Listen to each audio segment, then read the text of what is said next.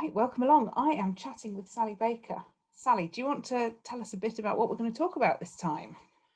Yeah, I'm a senior therapist and I see people who really try very hard to stay upbeat and positive all of the time. And I think of it as my job to try and dissuade them from that mindset. And they always think they've achieved a great thing by being ultra positive. But it's now called toxic positivity, and it comes with a big emotional price.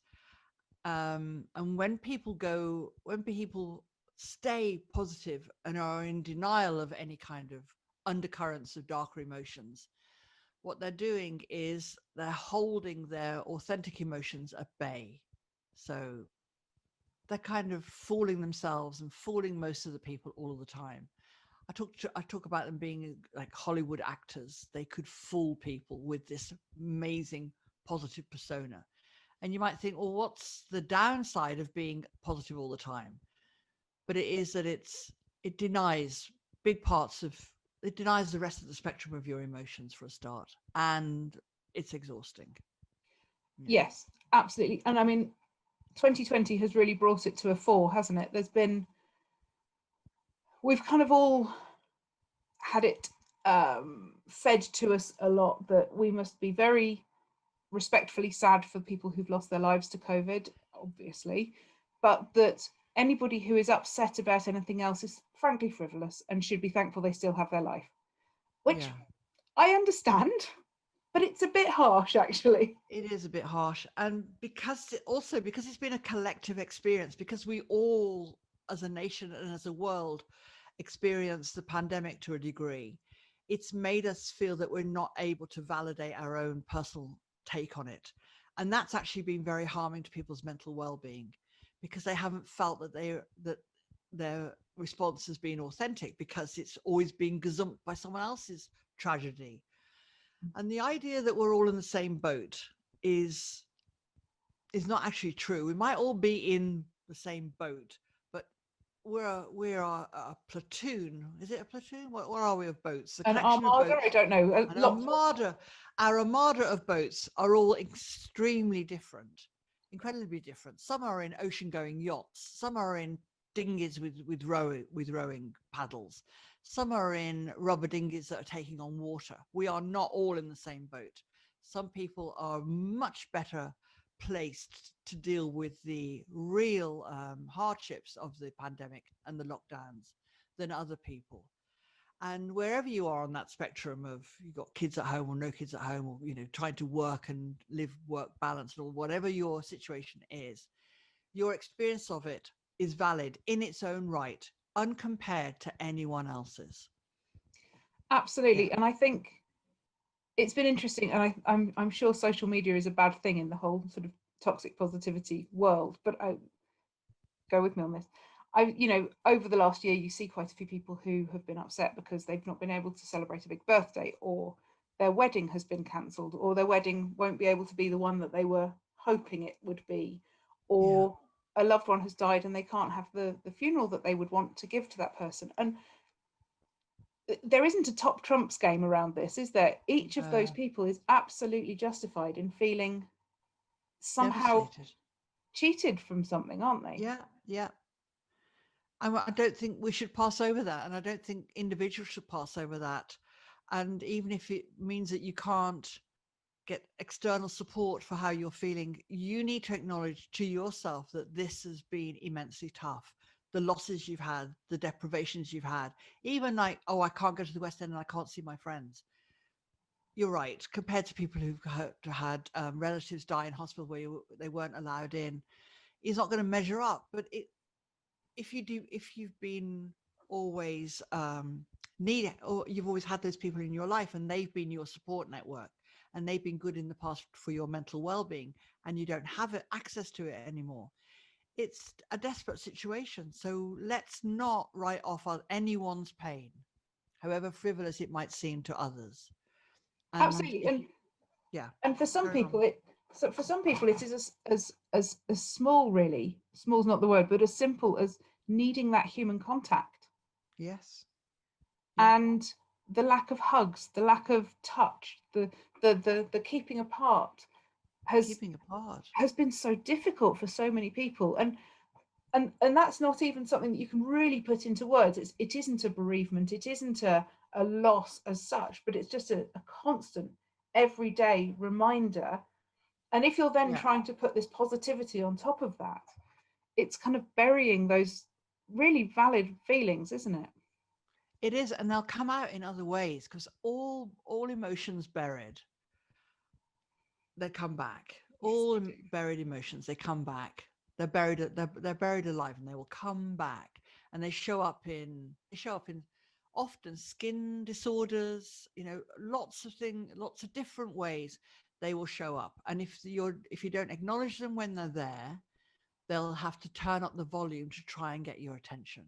And This they is really will do. And they really will do. So it's really vital to acknowledge your own sadness, even if you have to do it while you're in the shower or in the bath, just to yourself, and say to yourself, this has been really tough, Yeah. so And I that think when your we psyche I hears think it. when we then add in the wonderful hormonal roller coaster that we're all on as well, Yeah.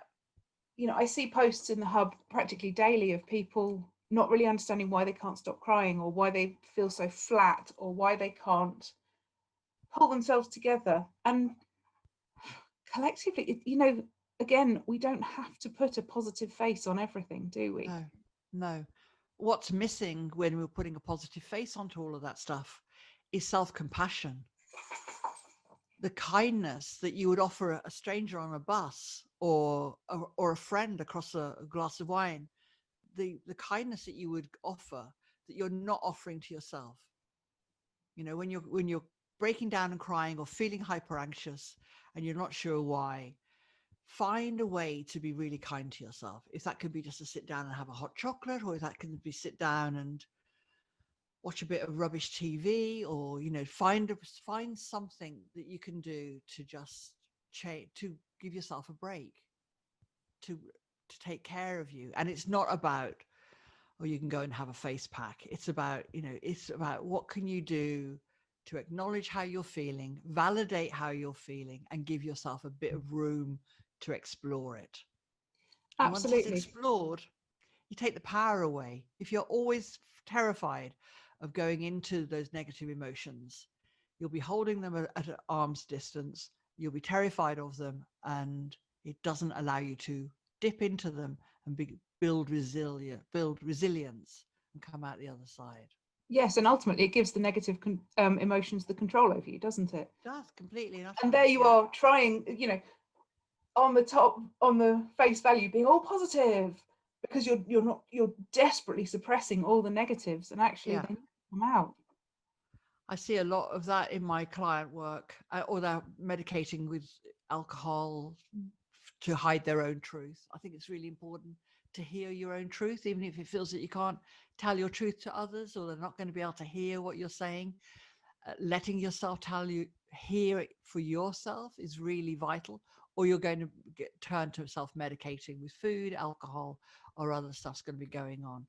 Denial comes with a huge emotional cost. So if you're feeling sad and tearful, then allow yourself to cry, and have that day, have that hour, whatever you need. Yeah, Yeah. absolutely. And I will just say, just as a little anecdote, I first learnt back in 2006, 7, about the whole suppressing of emotions and then finding a way out. Um, Ah. my grandmother passed away, which was horrible, and over the next sort of 6 to 7 months, I was working in a ski resort. This is the winter season, so obviously everyone's happy because it's skiing, and so everything had to be suppressed because I had to just get on. And come about May, June time, my neck just seized up Did completely, it? and no physio was getting anywhere close to it. Eventually I saw this amazing osteopath, um, who, we had a long chat, and he said, have you had any bereavement recently? And I said, oh yes, no, I have. And he's like, that's it, your grief is in your stomach, and it is finally coming out in your neck. Wow. Ever Yeah. since Yeah. then, I have been so much more aware of the fact that I mustn't suppress things because they will come out. They will come out. They will come out and they'll bite you on the bum. They Yes, will. They and it will come really out. hurts when they do. It really hurts. And they come out bigger. I mean, the death of a close relative, someone you've been really, really fond of, is tragic. And, the natural, healthy thing to do is to feel that loss, to feel that bereavement. And when clients come to see me about bereavement, there's a reality to bereavement. There's a reality to the sadness attached to loss, and it needs to be experienced.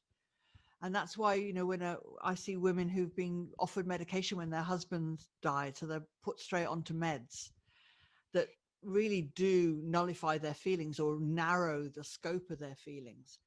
And you're wondering why it's coming out as ME or all sorts of stuff, or Lyme's disease. They're suspected of Lyme's disease, but they can't find it. But they're, really debilitated, and they haven't mourned. They haven't, and change, the menopause as a period of change. There's things to mourn and there are things to welcome. And it's important that we have the full scope to do both. Yeah. Absolutely, absolutely. And I think really the primary message from this whole conversation is giving permission to people Yeah. to experience all of their emotions and not feel that they have to always be the positive one. Yeah. Resign from being the positive one. It was a rubbish job. You're self-appointed. No one expected you to do it. And no one thanks you for doing it. And so just resign. It was a rubbish job. Give it Yeah. up. And if you need to write that down as a resignation letter, do it. Stick it to the fridge so everyone Exactly. knows you I'm resigned. done. Yes. Brilliant. So Okay. we can all have as our, I hate New Year's resolutions, but as a sense going forward, an idea that actually we'll experience our emotions in 2021. We'll let ourselves experience them. And they are all of value. They are authentic, and they're there to be felt and lived through. And from those experiences, we build resilience. And with that, resilience is our strength, and we take that forward. Yeah. Yeah. And if anyone is struggling with stuff that we've talked about, they can get in touch with you and work through these things at their own pace. Obviously, we're talking on a very sort of headline level here, and Sure. one conversation between us isn't going to solve everything for everyone, but people can always come and work with you, can't they? Yes, definitely. Yeah, that'd be great. Perfect. Brilliant. Thank you so much, Sally. Thank you. Thanks for having me.